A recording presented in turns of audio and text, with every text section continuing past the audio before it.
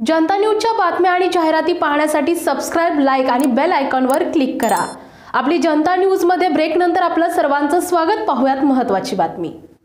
हो 100% अंतिम राहील। मी माझ्या उमेदवारीसाठी शहराध्यक्षांशी पण बोललोय, ते स्वतःच त्याच्यामध्ये इच्छुक आहेत, परंतु जयंतराव पाटलांशी सुद्धा माझं चांगले संबंध आहेत, सुप्रियाताईंशी चांगले संबंध आहेत, पवार साहेबांकडे सुद्धा माझं मी आणि माझ्यासह माझं एक शिष्टमंडळ जाणार आहे की जे मगाशी तुम्ही प्रश्न विचारला किंवा माळी मराठा असं राजकारण हडपसरमध्ये चालतं, तर बाबा पुणे शहरामध्ये किंवा पुणे जिल्ह्यामध्ये 21 आमदार आहेत। 21 आमदारांमध्ये एक तिकीट तर कमीत कमी ह्याला ओबीसीला द्यायला काहीच हरकत नाही। जर आम्ही म्हणतो की ओबीसी किंवा माळी समाजाचं मतदान जास्त आहे, जर आपण शिरूर लोकसभा मतदारसंघाचा विचार केला तर 6 मतदारसंघ आहेत त्याच्यामध्ये विधानसभेचे, मग त्याच्यामध्ये एक तरी किमान द्यायला हवा।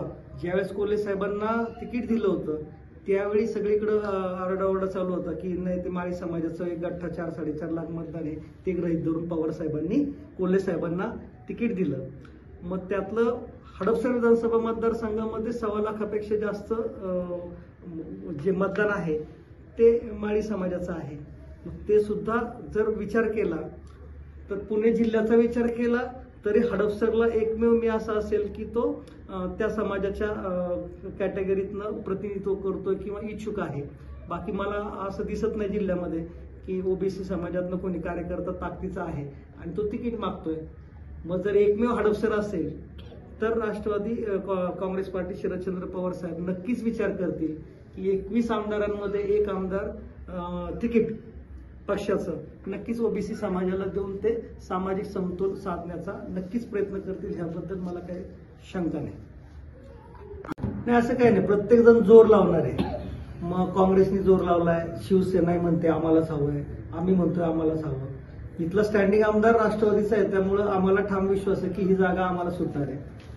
प्रत्येकाला अधिकार आहे, आम्ही कोणाचाही अनादर करत नाहीये, परंतु ह्या निमित्ताने मी एक तर म्हणू शकतो की कोंडवाल्यांना मी 2दा मदत केली आहे। मग बाबासाहेब असू देत नाही योगेश टिळेकर असू देत, त्यावेळेस मी त्या पक्षात होतो, त्यांना मदत केली। तुपेंना निवडून आणण्यामध्ये सुद्धा खारीचा वाटा आहे। मी सगळ्यांना म्हणेल ना, रे बाबा तुम्हाला आम्ही आमदार करताना आम्ही खारीचा वाटा, सिंहाचा वाटा काहीतरी उचललेला आहे। मी असेल, माझे वडील दिवंगत सरपंच दत्तोबा ससेने असेल, त्याची परतफेड करा आणि आता मला मदत करा, काहीच अडचण नाही। जायला पाहिजे, जावंच लागणार आहे। कारण असं आहे की ज्या गोष्टी राज्य शासनाकडनं होणं अपेक्षित आहे, जसं की मुंडव्याचा पॅरलल पूल आला, परंतु त्या ठिकाणी आपल्याला एक अंडरपासची गरज आहे मेन चौकामध्ये। त्यानंतर मांजरीचं पुलाचं काम संत गतीने चाललंय नदीचं। त्यानंतर मेन सोलापूर रोडवरती 2 ते 3 ठिकाणी म्हणजे क्रोमचा चौक असेल, त्यानंतर मांजरीचा फाटा असेल महादेवनगरचा, त्याच्यानंतर शेवळवाडी फाटा असेल, या ठिकाणी जस्ट अंडरपास जरी केले तरी सुद्धा सोलापूर रोडचं ट्रॅफिक हे फास्ट मुव्हिंग होईल। त्यानंतर कात्रजच्या पट्ट्यामध्ये जर पाहिलं आपण तर ज्योती हॉटेलचा चौक आहे, त्या ठिकाणी सुद्धा एक छोटासा अंडरपास केला तरी तिथली गर्दी कमी होईल। असे निर्णय घ्यायला धाडसी माणूस हवा आहे, त्यासाठी विधानसभेमध्ये जाऊन आवाज उठवावा लागेल। तर माझं ऑफिस जे आहे ते ससानीनगरला मेन रोडवरती आहे। मी उद्या आमदार झाल्यानंतर मला म्हणावं लागणार नाही माझ्या घरी या, बंगल्यावर या वगैरे वगैरे। माझं मंदिराच्या जवळ ऑफिस आहे, जे माझ्या वडिलांचं गेली 30-40 वर्षापासूनचं आहे। आणि 2 व्हीलरवरती भोंग्यावरती लोकांनी मला कोरोना काळामध्ये अनाउन्समेंट करताना पाहिलंय। कोरोनामध्ये मी घरात बसलो नाही किंवा दवाखान्यात जाऊन बसलो नाही किंवा स्वतःला क्वारंटाईन करून घेतलं नाही। लोकांनी पाहिलंय की गल्लीबोळामध्ये त्यांच्या प्रश्नांसाठी फिरणारा एकमेव नगरसेवक त्यांनी पुणे शहरामध्ये पाहिलेला आहे।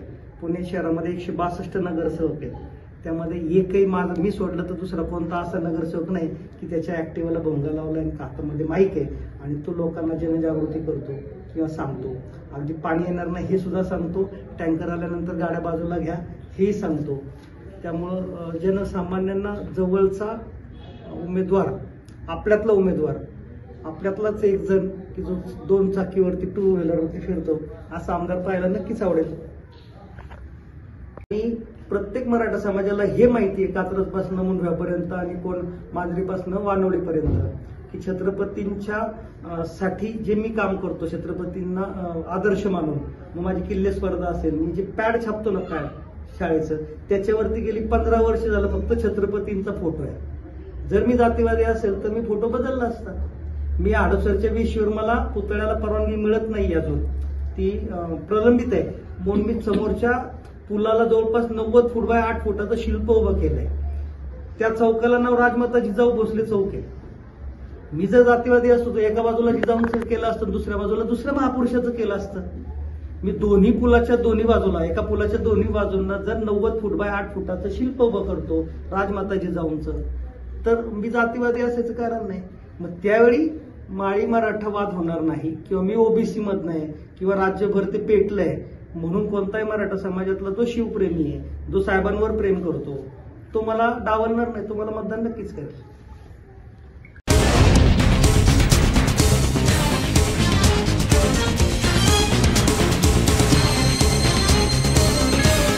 जनता न्यूज, नवा शोध, नवी बातमी.